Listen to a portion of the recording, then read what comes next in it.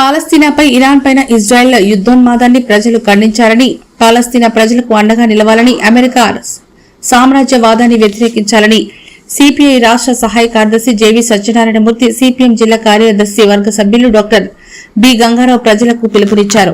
వామపక్ష పార్టీలు దేశవ్యాప్తంగా పాలస్తీనా ప్రజలకు సంఘీభావ దినంగా పాటించాలని ఇచ్చిన పిలుపును విశాఖలో వామపక్ష పార్టీలు ఆర్టీసీ కాంప్లెక్స్ దరి గురుజాడ విగ్రహం జంక్షన్ నుంచి అసీలమెట్ట మీదుగా జీవీఎంసీ గాంధీ విగ్రహం వరకు యుద్దం వద్దు, అమెరికా సామ్రాజ్యం వాదం నశించాలి, పాలస్తీన్లపై ఇజ్రాయెల్ ఊచకోతలను ఖండించాలంటూ పెద్ద ఎత్తున నినాదాలు చేస్తూ ప్రదర్శన చేపట్టారు.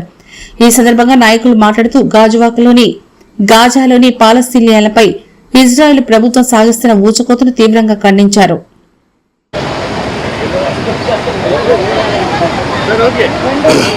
ఒక విధంగా ఇజ్రాయెల్ ఆ దేశం ఏర్పడిందే పాలస్తీనా మీద దురాక్రమణ.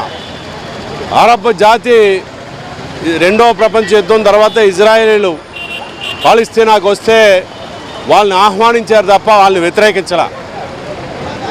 వాళ్ళని ఆహ్వానించారు, కలిసి రెండు జాతులు ఒక దేశంగా కలిసి ఉందామనంటే ఇజ్రాయేలీలు అంగీకరించలేదు, దురాక్రమణ చేసి ఈరోజు పాలస్తీనాను లేకుండా చేయాలనేటటువంటి పద్ధతులు. గాజా మీద జరుగుతున్నటువంటి దాడి ఒక విధంగా అది మానవ హననం. ఐక్యరాజ్య సమితి లెక్కల ప్రకారమే 54,000 మంది మరణించారు ఇజ్రాయెల్ గాజా మీద దాడి ప్రారంభించిన తర్వాత. అది మామూలు లెక్కల ప్రకారం అయితే అది 1,00,000 పైచిలకే ఈరోజు మరణించారు. మరణించినటువంటి వాళ్ళు యుద్ధానికి ఎటువంటి సంబంధము లేనటువంటి చిన్నపిల్లలు, మహిళలే అత్యధికంగా ఉన్నటువంటి పరిస్థితి.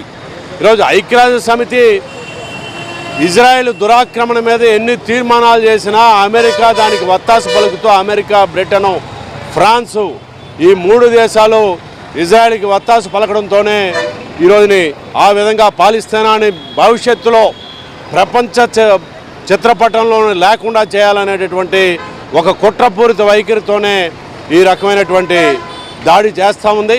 మరి దీన్ని తక్షణమే నిలుపుదల చేయాల్సినటువంటి అవసరం, బాధ్యత ఉంది.